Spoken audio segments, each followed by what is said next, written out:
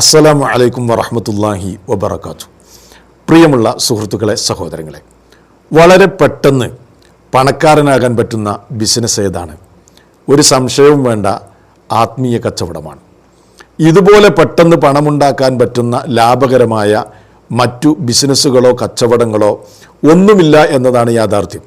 ഇത് നമ്മുടെ കേരളത്തിൽ പരീക്ഷിച്ച് വിജയിച്ച ഒരു കാര്യമാണ്. അതുകൊണ്ടാണ് ഈ പറയുന്നത്. നമ്മുടെ കേരളത്തിൽ നമുക്കറിയാലോ, ധാരാളം സ്വലാത്ത് നഗറുകളുണ്ട്, അതുപോലെ തന്നെ കൊടിമരങ്ങളുണ്ട്, മറ്റു ആത്മീയ കച്ചവടങ്ങളുണ്ട്, തങ്ങന്മാരുണ്ട്. ഇവരൊക്കെ വലിയ നിലക്ക് ഈ ബിസിനസ് ചെയ്ത് ലാഭകരമായ നിലക്ക് തന്നെ ഇത് മുന്നോട്ട് കൊണ്ടുപോയിക്കൊണ്ടിരിക്കുകയാണ്. ഇപ്പോൾ നമുക്കറിയാലോ, ഇപ്പോൾ ലൈവായിട്ട് ചർച്ച നടന്നുകൊണ്ടിരിക്കുന്നത് നൂറെ ഹബീബ് എന്ന് പറയുന്ന ഒരു ആറ്റക്കോയ തങ്ങളെ സംബന്ധിച്ചാണ്.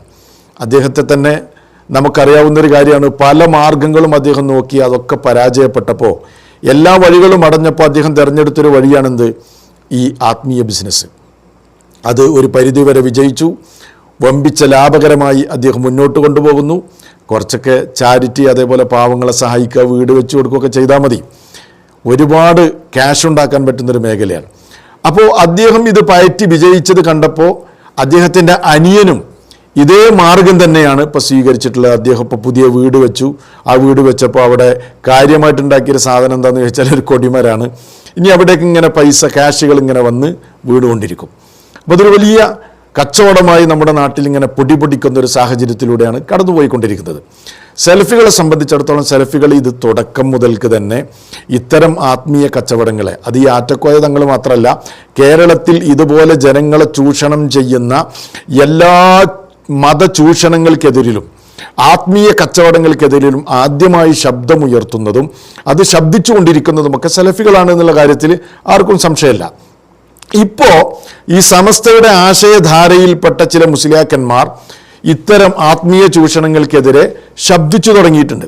പാറ്റക്കോയ തങ്ങൾക്കെതിരിലും അതേപോലെ ഇതുപോലെയുള്ള ചൂഷണത്തിനെതിരിലുമൊക്കെ സംസാരിച്ചു കൊണ്ടിരിക്കുന്ന ചില വിരലിലെണ്ണാവുന്ന മുസ്ലിയാക്കന്മാരാണ്. അപ്പോഴും ഭൂരിപക്ഷം ഇതിനൊക്കെ പച്ചക്കൊടി കാണിച്ചുകൊണ്ടിരിക്കുക എന്നുള്ള കാര്യം നിങ്ങൾ മനസ്സിലാക്കണം. ഇപ്പോൾ ഈ അൻസാരി സുഹരിയെ പോലെയുള്ള ചില ആളുകൾ സോഷ്യൽ മീഡിയയിലൊക്കെ ഇത്തരം സംഗതികൾക്കെതിരിലൊക്കെ സംസാരിക്കുന്നത് നമുക്ക് കാണാൻ കഴിയും.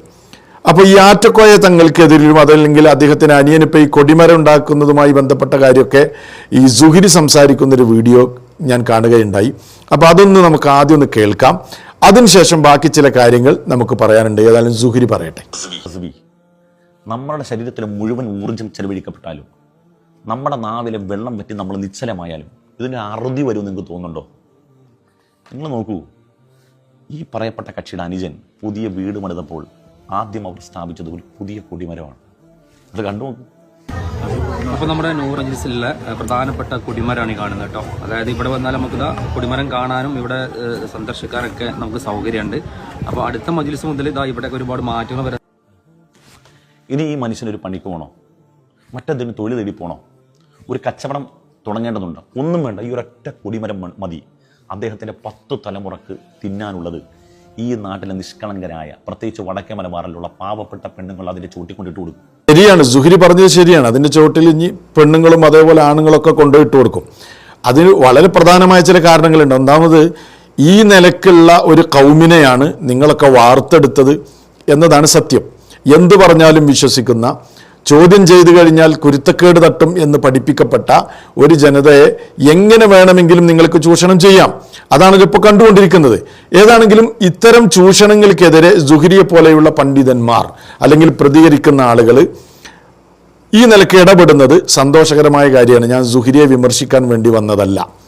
നിങ്ങൾ ഇനിയും തുടരണം. ഇതിന് ഫലമുണ്ടാകില്ല എന്ന് പറഞ്ഞുകൊണ്ട് നിങ്ങളിത് നിർത്തിപ്പോരരുത്. അതോടൊപ്പം തന്നെ സുഹരിയോട് വിമർശിക്കാനല്ല, നിങ്ങളുടെയൊക്കെ കണ്ണു തുറക്കാൻ ഒരു കാര്യം പറയാൻ ഞാൻ ആഗ്രഹിക്കുകയാണ്. അല്ല സുഹരി, അതേപോലെ സുഹരിയെ പോലെയുള്ള വേറെയും ചില മുസ്ലിയാക്കന്മാരുണ്ട്, ഞാൻ അവരുടെ ഒന്നും പേര് പറയുന്നില്ല. നിങ്ങൾക്ക് എങ്ങനെ അടിസ്ഥാനപരമായി ധാർമ്മികമായി ഇത്തരം ചൂഷണങ്ങളെ അല്ലെങ്കിൽ ആറ്റക്കോയ തങ്ങളെ നിങ്ങൾക്ക് എതിർക്കാൻ കഴിയും? ഞാനിത് വളരെ ഗൗരവത്തോടു കൂടെയാണ് നിങ്ങളോട് ചോദിക്കുന്നത്. എതിർക്കുന്നതിന് വിമർശിക്കാൻ വേണ്ടിയല്ല, മറിച്ച് നിങ്ങൾ കണ്ണു തുറക്കാൻ വേണ്ടി പറയാം. നിങ്ങൾക്ക് എങ്ങനെ എതിർക്കാൻ കഴിയും?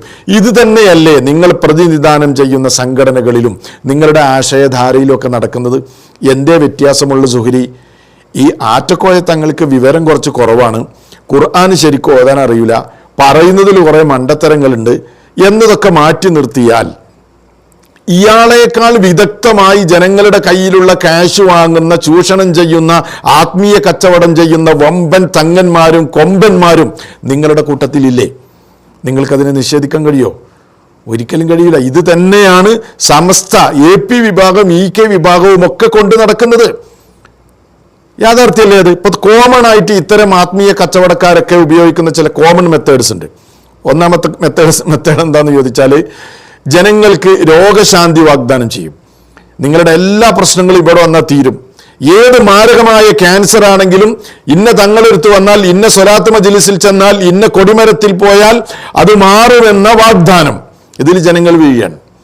രണ്ടാമത്തെ സംഗതി, ഇത്തരം ആളുകളെ വിമർശിച്ചു കഴിഞ്ഞാൽ, ഇവർ ചെയ്യുന്ന ചെയ്തികൾക്കെതിരെ ശബ്ദിച്ചാൽ അവർക്ക് കുരുത്തക്കേടുണ്ടാകും, അവർക്ക് അള്ളാഹുവിൻ്റെ ശാപമുണ്ടാകും, ശിക്ഷയുണ്ടാകും എന്ന് പറഞ്ഞുകൊണ്ട് അവരെ ഭീതിപ്പെടുത്തി ഇവർക്കെതിരിൽ മിണ്ടാൻ സമ്മതിക്കില്ല.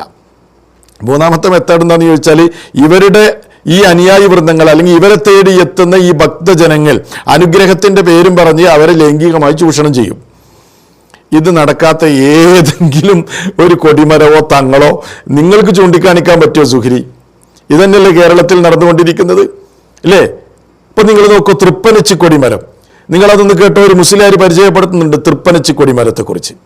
തൃപ്പനച്ചി ഉസ്താദിനെ കുറിച്ച് മൂപ്പരെ കറാമത്തുകൾ എന്തെങ്കിലും ഒന്ന് രണ്ടെണ്ണം പറയാൻ കഴിയുമോ? കറാമത്താണ് ഈ മല. ഈ കൊടിമരം തന്നെ മൂപ്പരെ കറാമത്താ. ഈ കൊടിമരം ഉണ്ടായത് തന്നെ മൂപ്പരെ കറാമത്താണ്. അതിന്റെ എങ്ങനെയാണ് ഇത് ഉണ്ടായത് ഒന്ന് പറഞ്ഞു തരുമോ? മൂപ്പര് മഹർ ഒന്നാണ് ഉദ്ഘാടനം ചെയ്ത് 25 കൊല്ലം മുമ്പ്. 25 വർഷം മുന്നേ മൂപ്പരടുത്തേക്ക് ആയിരക്കണക്കിന് ആളുകള് പല പ്രശ്നങ്ങൾക്ക് വേണ്ടി, പരിഹാരത്തിന് വേണ്ടി വന്നപ്പോ ആ പ്രശ്നപരിഹാരത്തിന് ജനങ്ങൾ തർക്കം കഴിയാത്തതുകൊണ്ട് മൊയ്തീൻ ശേഖർ റളിയല്ലാഹുവിന്റെ നിർദ്ദേശപ്രകാരം ഇവിടെ കൊടിമരം ഉണ്ടാക്കാൻ പറയും. ഒരു നിർദ്ദേശപ്രകാരം ഒരു കുളം കുഴിക്കാൻ പറയും. ആ കുളത്തിലെ സിഫായിന്റെ വെള്ളം ആ കുളത്തുനിന്ന് വെള്ളെടുത്തിട്ട് കൊടിമരത്തിന്മേൽ വെച്ച് മൊയ്തീൻ ശേഖറിന്റെ പേരിൽ യാസീൻ എല്ലാ രോഗത്തിനും ശിഫയാണെന്ന് പ്രഖ്യാപിച്ചു. അപ്പൊ ഈ നിരവധി ക്യാൻസർ രോഗികളൊക്കെ ഇവിടുത്തെ വെള്ളം കൊണ്ട് പോയിട്ട് ഇവിടെ യാസീൻ ശിഫായ ഒരുപാട് രോഗികളുണ്ട് കേരളത്തിൽ. ക്യാൻസർ രോഗികളടക്കം അവിടെയുള്ള വെള്ളം കൊണ്ടുപോയിട്ട് ഷിഫയായിട്ടുണ്ട് എന്നാ പറഞ്ഞത്. മാത്രമല്ല, കൊടിമരത്തിനിടയിലൂടെ ഇങ്ങനെ നടന്നാൽ ഹജ്ജിന്റെ കൂലിയെന്നാ പറഞ്ഞത്. എൻ്റെ സുഹരി, ഈ ചൂഷണത്തിനെതിരെ നിങ്ങൾ എന്തെങ്കിലും സംസാരിച്ചിട്ടുണ്ടോ? ഇയാൾ ഒറ്റപ്പെട്ട ഒരു ആറ്റക്കോയ തങ്ങളെ ആക്രമിക്കാൻ വലിയ സുഖമാണ്. ഞാനതിനെ എതിർക്കാൻ വേണ്ടി പറയില്ല. അയാളെ വിമർശിക്കണം, നന്നായിട്ട് വിമർശിക്കണം. പക്ഷേ സമാനമായത് നിങ്ങളുടെ കൂട്ടത്തിൽ നടക്കുന്നില്ലേ? ഇപ്പൊ മലപ്പുറം മുട്ടിപ്പടി സ്വലാത്തിൽ ഇത് തന്നെയല്ലേ നടക്കുന്നത്? ജനങ്ങളുടെ കയ്യിലുള്ള ക്യാഷ് വാങ്ങുക, എന്നിട്ട് രോഗശാന്തി വാഗ്ദാനം ചെയ്യുക, എന്നിട്ട് അതിന്റെ കുറെ പ്രൊമോട്ടേഴ്സായ മുസ്ലിയാക്കന്മാർ കൊണ്ട് നടക്കുക. നോക്കി നിങ്ങൾ, ജനലക്ഷങ്ങൾ മലപ്പുറത്ത് മഅദിൻ സ്വലാത്ത് നഗറിലേക്ക് ഒഴുകാണ്. കാരണമെന്തേ? അവിടെ വലിയ സ്വലാത്ത് മജ്ലിസ്, അത്ഭുതകരമായ ഫലമുള്ള സ്വലാത്ത് മജ്ലിസ്. ഒരു സ്വലാത്ത് മജ്ലിസ് 27-ാം രാവിന്റെ ഒരു സ്വലാത്ത് മജ്ലിസ്. ഞാനന്ന് തിരുവരങ്ങാടി താഴേച്ചനയിലാ നിൽക്കുന്നത്. സ്വലാത്തിന്റെ തലേ ദിവസം എന്റെ നാട്ടുകാരനായ അബ്ബാസ് ഹാജി എനിക്ക് വിളിച്ചിട്ട് പറഞ്ഞു, ഒരു 10,000 രൂപ നാളെ തങ്ങളെ കയ്യിൽ നിങ്ങൾ കൊണ്ടുപോയി കൊടുക്കുവോ? എന്റെ ശരീരം മൊത്തം വലിയ വേദനയാണ്, ഞാൻ വേദനയിൽ കിടന്ന് ഇവിടെ പെടയാണ്. അദ്ദേഹം മക്കത്ത് നിന്നാ വിളിക്കുന്നത്, വല്ലാത്ത പ്രയാസത്തിലാണുള്ളത്. ഉസ്താദിനോട് ഈ വിവരം പറയലോടെ 10,000 രൂപ നിങ്ങൾ സ്വലാത്തിന് കൊടുക്കോ എന്ന് എന്നോട് ചോദിച്ചപ്പോ ഞാൻ കൊണ്ടുപോയി കൊടുത്തു. പിറ്റേ ദിവസം സ്വലാത്തിന്റെ അന്ന് രാവിലെ ഞാൻ ഉസ്താദിന്റെ അടുത്ത് ചെന്നു. 10,000 രൂപ ഞാൻ കൊടുത്തു. അബ്ബാസ് എന്ന സഹോദരൻ, എന്റെ നാട്ടുകാരനും അയൽവാസിയും, അദ്ദേഹത്തിന് ശരീരമാസകലം ശക്തമായ വേദനയാണ്, ദുആർക്കാൻ പറഞ്ഞിട്ടുണ്ട് എന്ന് പറഞ്ഞു. അല്ലാ നിങ്ങളോട് പറയട്ടെ, ആ സ്വലാത്ത് മജ്ലിസ് കഴിയുമ്പോ അദ്ദേഹത്തിന്റെ വേദന മാറിയിട്ടുണ്ട്. നടക്കുന്നത് ഇതന്നെ എല്ലാ ചൂഷണങ്ങളിലും നടക്കുന്നത്. സുഹരി എന്തെങ്കിലും ഇതിനെക്കുറിച്ച് ഒരു വാക്ക് പറയുന്നത് ഞാൻ കേട്ടിട്ടില്ല. തൃപ്പനച്ചി കൊടിമരത്തെക്കുറിച്ച് ഒരു വാക്ക് പറയുന്നത് ഞാൻ കേട്ടിട്ടില്ല. സമാനമായ ധാരാളം ചൂഷണങ്ങളെക്കുറിച്ച് ഒരക്ഷരം മിണ്ടുന്നത് ഞാൻ കേട്ടിട്ടില്ല. എന്തേ സുഹരിയെ, നിങ്ങളുടെ സംഘടനയിൽപ്പെട്ടത് കൊണ്ടാണോ നിങ്ങൾ മിണ്ടാത്തത്? നിങ്ങളുടെ ആശയധാരയിൽപ്പെട്ടത് കൊണ്ടായിട്ടാണോ നിങ്ങളിങ്ങനെ മൗനം ദീക്ഷിക്കുന്നത്? അപ്പോൾ ഒറ്റപ്പെട്ട ആളുകളെ ഇങ്ങനെ വിമർശിച്ച് ജനങ്ങളുടെ റീച്ച് കിട്ടുക എന്നുള്ളത് അതെല്ലാവർക്കും പറ്റുന്ന കാര്യമാണ്. അതുകൊണ്ട് നിങ്ങളുടെ ശ്രദ്ധ ഇത്തരം ചൂഷണങ്ങളിലേക്കും ശ്രദ്ധ തിരിയേണ്ടതുണ്ട്, അത്തരം സംഗതികളെയും വിമർശിക്കേണ്ടതുണ്ട്. ഇത് കേരളത്തിൽ വ്യാപകമായ നിലക്ക് നടക്കുന്നുണ്ട്. അതുകൊണ്ടാണ് ജനങ്ങൾ ഇതിൽ നിന്ന് മോചിപ്പിച്ചു കൊണ്ടുവരാൻ പറ്റാത്തത്. അതുകൊണ്ട് ആ ഒരു വലിയ ഫാക്റ്റ് നിങ്ങൾ മനസ്സിലാക്കണം. അതുകൊണ്ട് നിങ്ങളുടെ പ്രതികരണത്തിൽ ധാർമ്മികതയുണ്ടെങ്കിൽ നിങ്ങളെപ്പോലെയുള്ള മുസ്ലിയാക്കന്മാർ ഈ നിലക്കുള്ള സർവ്വ ചൂഷണങ്ങളെയും എടുത്തു കാണിച്ച് സമൂഹത്തിന്റെ മുമ്പിൽ തുറന്നു കാണിച്ച് പാവപ്പെട്ട ജനങ്ങളെ ഇതിൽ നിന്ന് മോചിപ്പിക്കണമെന്നാണ് വളരെ വിനീതമായി നിങ്ങളോടും ഈ പ്രതികരണങ്ങളുമായി വന്ന സർവ്വ മുസ്ലിയാക്കന്മാരോടും എനിക്ക് ഓർമ്മപ്പെടുത്താനുള്ളത്. ആ നിലക്ക് ആത്മാർത്ഥമായി ദീനി പ്രബോധനം ചെയ്യാൻ അല്ലാഹു സുബ്ഹാനഹു വ തആല നമുക്ക് തൗഫീഖ് നൽകി അനുഗ്രഹിക്കുമാറാകട്ടെ. വസ്സലാമു അലൈക്കും വറഹ്മത്തുള്ളാഹി വബറകാതുഹു.